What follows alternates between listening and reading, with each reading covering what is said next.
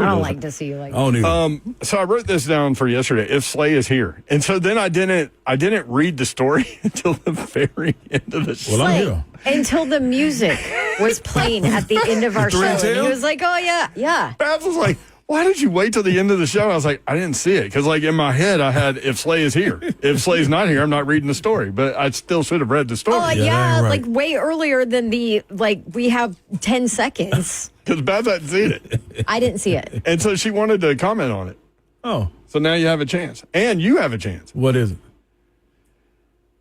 Penny Collins left TSU to take an assistant coaching gig with Memphis Grizzlies. So TSU looking for a men's basketball coach. So that story came down while we were on the air, but it was one of these things where it was like off of a website, and I didn't hear it. So I Because we had heard last week that he was going. It was last week. Yeah. And so when we saw the story, you know how it is now. Like, you don't know if somebody's messing with you or whatever. So I texted Penny, and he didn't get back till the next day. Yeah. So we talked about it the next day. But one name that's been thrown around is Ron Slay. Slay wrote in response to Mike Patton, "Truly honored just to be in the conversation. I beat on that coaching door several years ago, and they went unanswered.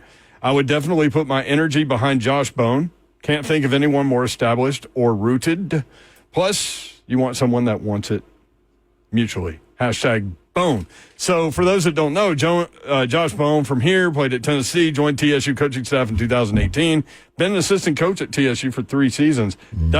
When you said that, I was like, okay, that makes so much sense. Yeah. Plus, I want you sitting right there.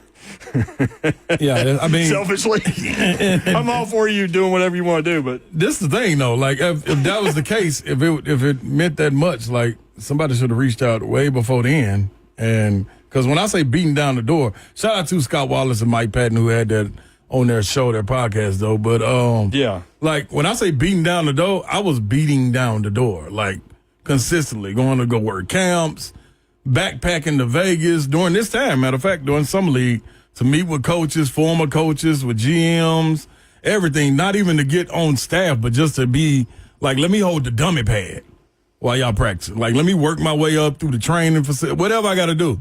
And it never got answered. So the funny thing is now that I'm doing what I'm doing, you hear all kind of little stories and people like, "Ah, man, you ought to be." No, I actually shouldn't be. Well, coaching. you were helping out. I actually tried. Yeah, I did. You were helping out at Ensworth, and I didn't. Yeah, I was doing that for 4 years. I didn't even know that. Mm-hmm. Did that for 4 years. So all these guys that are coming through right now, Chaz, Lanier, who just got drafted, Malik Deal, who will be drafted next year. Like, had all these guys while they were younger. Some of the guys playing football, that are still playing football now. So, yeah, man, great honor. I do think, man, Bone would be great because he's been in that situation. He's watched Coach Penny evolve that program and come along. And him knowing the city, the connections of the city, it really running through his veins, him being a Tennessee kid.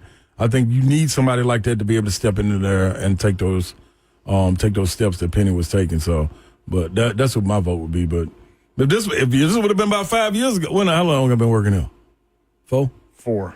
Yeah, 4 going into 5, I think. I think you just went into. Going into 5. It's definitely coming up on 5. I think. Is it? Yep. Weren't you April? Yep, but going into 5 though. Yeah. Okay. Yeah, this would be now the I'm fifth. following. Yeah. I'm following you. So that'd be. We're saying the same thing. Yeah, if it would have been then, though, I may have jumped at it. Yeah.